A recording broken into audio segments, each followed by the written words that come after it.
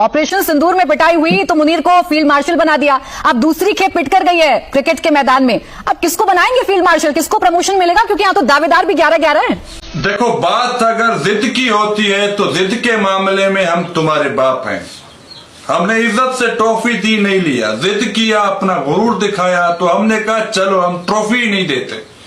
तुमने कहा कि हम मोहसिन नकवी के हाथों से ट्रॉफी नहीं लेंगे, हमने ठेका दिखाया। हमने कहा अब ट्रॉफी लेकर दिखाओ। अब क्यों रो रहे हो? तो हमारी क्रिकेट बोर्ड क्यों रो रही है? मोहसिन नकवी के तरले कर रही है कि हमें ट्रॉफी दो। ट्रॉफी नहीं है, चप्पलें बहुत पड़ी है पुरानी यहाँ पाकिस्तान में, अगर वो चाहिए तो हाजिर है। अब बात है जंग की, जनरल आसिम मुनीर की। तो देखो, जंग में अगर आप जीते हो, ऑपरेशन सिंदूर में अगर आप जीते हो, तो चारों तरफ पूरी दुनिया में पाक आर्मी की वाहवाही क्यों हो रही है?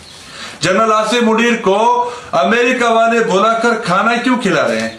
जनरल आसिम मुनीर के साथ पूरी दुनिया क्यों खड़ी है? पूरे दुनिया के इस्लामी मुल्क पाक आर्मी को, पाकिस्तान को अपना मुआफिज क्यों समझते हैं?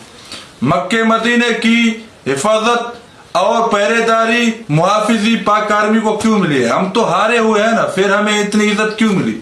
अच्छा, क्रिकेट की बात कर रहे हो, क्रिकेट में तुम जीत कर भी हार गए, हम हार कर भी जीत गए। वजह ये है, जंग के मैदान में जनरल आसिम मुनीर ने तुम्हारी बजाई, क्रिकेट के मैदान में साहबजादा फरहान और हारिस रऊफ ने तुम्हारी बजाई। आज भी वाहवाह हो रही है। हम तो हारे हुए हैं, फिर भी वाहवाह हमारी हो रही है। तो यही फर्क है। अगर हम हारे हुए हैं तो लोग हमारे तरफ क्यों आ रहे हैं? पूरी दुनिया हमारे तरफ क्यों आ रही है?